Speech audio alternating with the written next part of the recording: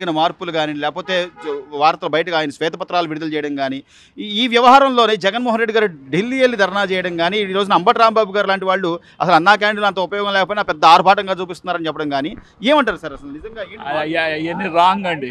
వాళ్ళు పార్టీ గురించే మాట్లాడుతున్నారు, అంతేగాని ప్రజల గురించి మాట్లాడట్లేదు. మరి మాట్లాడేది చంద్రబాబు నాయుడు గారు ఒక్కడే ప్రజల గురించి మాట్లాడుతున్నాడు. కానీ తెలుసుకోవాలి కదా సార్, ప్రజలు మనకు 11 సీట్లే ఇచ్చారంటే ఏదో మన లోటుపాట్లు ఉన్నాయి అనేది ఎవరో జగన్మోహన్ రెడ్డి గారు తెలుసుకోవాలి. ఆయన తెలుసుకోడు. ఆయన కావాల్సిన డబ్బులు ఎవడ సొమ్ము ఇంట్లో పెట్టి అనుకునే విషయం కానీ అతను ప్రజలకు మాత్రం నేను పేదవాడిని, నేను ఏం చెప్తాడు ఓట్ల కోసం ఇవన్నీ నాటకం కానీ ఏమీ చేయడు. జగన్మోహన్ రెడ్డి వస్తే మళ్ళీ నాశనమే రాష్ట్రం. ఈ రోజు సొంత చెల్లెలు చెప్తుంది కొంత టైం ఇవ్వాలని, ఆ అమ్మాయికి ఉన్న కనీస అవగాహన కూడా లేదంటారా? లేదు, ఉండదు.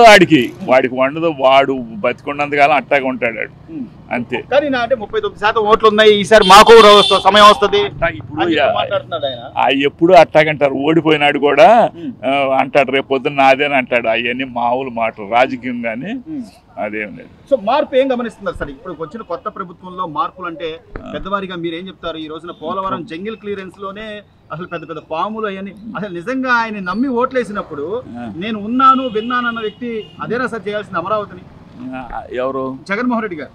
అమరావతి పరిస్థితి ప్రస్తుతం అసలు ఆయన చేసినంత తప్పే కదండి. ఏం చేశాడు అసలు? ప్రజలకి ఏమి చేయాలి? ఆడి స్వార్థం కోసం ఆ డబ్బులు తీసుకుని దాంట్లో అదేదో ఉంది చూసారు అక్కడ ఇవన్నీ కట్టుకున్నాడు. ఆడు పెంచుకున్నాడు ఆస్తులు అంతే.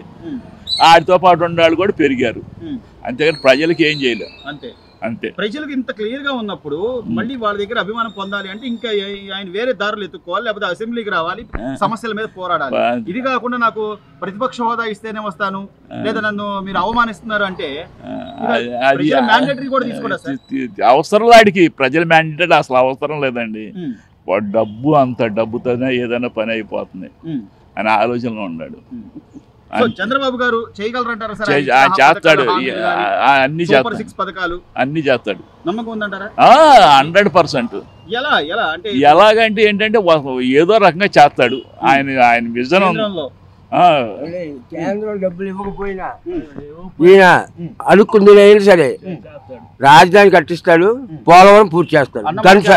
అన్నమాట 100% చేస్తాడు. నేను కూడా అదే ఫైనల్ 100% చేస్తాడు.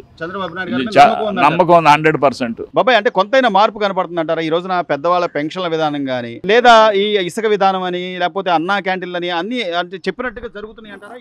కొంతవరకు పర్వాలేదా? గత ప్రభుత్వం మీద, గత ప్రభుత్వం అప్పుడు జగన్మోహన్ రెడ్డి గారు 250 పెంచుకుంటూ వచ్చాడు. నేను ఒకసారి పెంచాడు. అది ఉపయోగపడుతుంది అంటావా వాళ్ళకి? పడుతుందిగా. ఎట్లా, ఏ విధంగా? ఏ విధంగా అంటే వాళ్ళకు అది వరకు 3000 ఇచ్చిండు ఆయన, ఇంకొక 1000 పెరిగిందంటే ఎంతో కొంత ఉపయోగపడ్డట్టే కదా. సరే ఏదైనా కానీ వాళ్ళ తిండికో బండికో, ఒంట్లో బాగలేకపోతేనో, లేకపోతే కొంతమందికి ఇంట్లో ఇబ్బందిగా ఉండి ఇచ్చేవాళ్ళు ఇంట్లో కొడుకో కూతురికో అది ఉపయోగం. అది కూడా చాలా ఉపయోగం తినే వాళ్ళకు. అక్కడికి వెళ్ళి ఏం టీ కూడా ఇవ్వట్లా. సో 5 రూపాయలకి భోజనం కానీ, లేకపోతే అల్పాహారం అని కానీ, ప్రభుత్వం మీద భారం పడుతున్నా కూడా ఆయన చెప్పాడు కాబట్టి చేస్తున్నాడు. చేయగలరంటారా? మిగతా కూడా చేయగలరా ఆయన? సూపర్ 6 పథకాలు చూడాలి మనం ఈ సంవత్సరం. ఇప్పుడు ఎవడు చేయలేడు. 2 నెలలకి ఏం తెలియదు అంటారు? ఏం తెలియదు. 2 నెలలు కాదు, జనవరి వరకు కూడా ఏమి తెలియదు. ఎందుకంటే అప్పుల్లో ఉంది కాబట్టి మన రాష్ట్రం ఎంతో కొంత. ఒకవైపు అమరావతి పనులని అన్నీ పోరాడుతున్నాడు. మనం ఈ సంవత్సరం చూస్తే అప్పుడు మళ్ళీ అర్థం అవుతుంది. జగన్మోహన్ రెడ్డి గారు గత 5 ఏళ్లలో ఏమన్నా అంటే అభివృద్ధినో లేక రోడ్లను ఆయన ఈ పథకాల మీద పడ్డాడు. ఈ బానికి ఆ అమ్మఒడి అని, పిల్లలకి ఫీజులని వద్దనుకున్నారు. ఆ డబ్బులు ఎన్ని రోజులు ఉపయోగపడతాయి వద్దనుకున్నారు. పని చేస్తే పిల్లలకి ఏదో ఉద్యోగం వస్తుంది, ప్రాజెక్టు కడితేనో ఫ్యాక్టరీలు కడితేనో అని అట్టా ఆలోచించారు. మెయిన్ ఎఫర్ట్ ఏంటంటే ఆయనకు ఈ పొలాలు ఎఫర్ట్ కొట్టింది. ల్యాండ్ టైటింగ్ అది ఎక్కువ, ఆయనకు ఎక్కువ ఎఫర్ట్ అదే. మరి అసలు మీకోసమే తీసుకొచ్చాను, జనాలు ఎవరు నమ్మేలా లేరు, అందుకని ప్రభుత్వం మధ్యలో నమ్మకస్తుడుగా ప్రభుత్వం పాలనలో ఉండడు ఎన్నో చెబుతారు, అవన్నీ జనం నమ్మలేదుగా.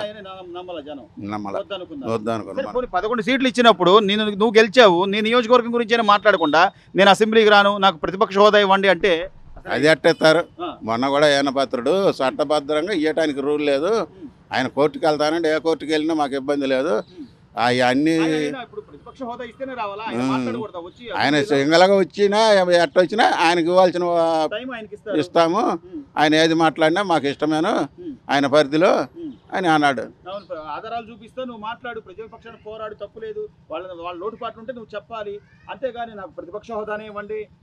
అది ఇంకా ఆయన ఇది రూల్ లేనిది ఆయన మాట్లాడటం తప్పు. సార్, ఈ రోజున కూటమి ప్రభుత్వం వచ్చి 2 నెలలు దాటింది. ఒకవైపు నుంచి చంద్రబాబు నాయుడు గారు అమరావతి పరిపాలనకు సంబంధించి కానివ్వండి, లేకపోతే పోలవరం అని కానివ్వండి, లేదా కేంద్రం నుంచి వచ్చే నిధులకు సంబంధించి ఇప్పటికే 2-3 సార్లు ఆయన కేంద్ర పర్యటనలు చేశారు. తాజాగా వచ్చిన ఇదేంటంటే విశాఖ రైల్వే జోన్ కూడా ఓకే అవుతుంది అని చెప్పేసి ఆయన కేంద్ర మంత్రి గారు చెప్పిన పరిస్థితి. అంటే గత 5 ఏళ్లలో జగన్మోహన్ రెడ్డి గారు కూడా అనేక సార్లు వెళ్ళారు. ప్రధాని గారిని కలిశారు, అమిత్ షా గారిని కలిశారు. అప్పటికి ఇప్పటికి ఏమైనా మార్పు కనిపిస్తుందంట సార్? అప్పటికి ఇప్పటికైతే మార్పు అనేది కనిపిస్తుందండి. కూటమి ప్రభుత్వం ఏర్పడ్డ తర్వాత ప్రజలలో నేను చూసిన వారి మేరకు ఆనందంగా ఉన్నారు, ఉత్సాహంగా ఉన్నారు. మనకి ఏదో మనకు జరుగుతుంది, మంచి జరుగుతుంది అనేది ఒక కాన్ఫిడెన్స్తో ఉన్నారు. దాంతోపాటు రాజధానిలో గతంలో ఉన్న పనులన్నీ ఆపేసినాయి. ఇప్పుడు ఆల్రెడీ టెండర్ పిలిచారు, జంగిలన్నీ క్లీన్ చేస్తారు. రాజధానిలో అన్ని విధాల పెట్టుబడి పెట్టడానికి పారిశ్రామికవేత్తలు కూడా రావడానికి సిద్ధంగా ఉన్నారు. దాంతోపాటుగా పారిశ్రామిక అభివృద్ధి కోసము పార్కులు కూడా 4-5 పార్కుల గురించి చేస్తున్నారు.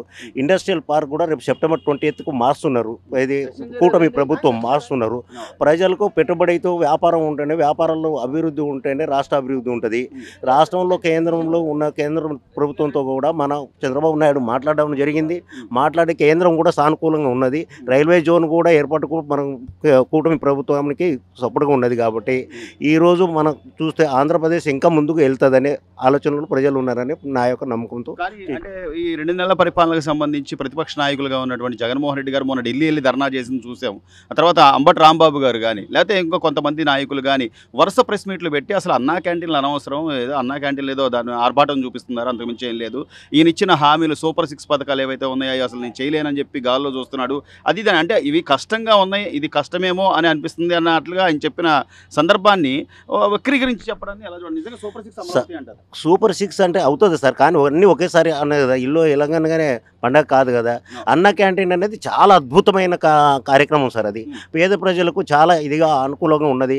రోడ్డు మీద పని లేని వాళ్ళు కూడా 5 రూపాయలకు పెడుతున్నారంటే చాలా అద్భుతమైన వంటకాలు ఉన్నాయి. చాలా మంచి కార్యక్రమం అది. అన్న క్యాంటీన్ అది కరెక్ట్ కాదు. మన ప్రజల్లో అది మాత్రం చాలా నమ్మకంగా ఉంది, చేస్తారు. ఇప్పుడు 6 అంటే ఒకేసారి చేయలేము కదా సార్. 1/1 చేస్తారనే నమ్మకంతో ప్రజలు ఉన్నారు. దాంతోపాటు చేస్తారనేది కాన్ఫిడెంట్ ప్రజల్లో ఉన్నదనేది మేము అనుకుంటున్నాం సార్.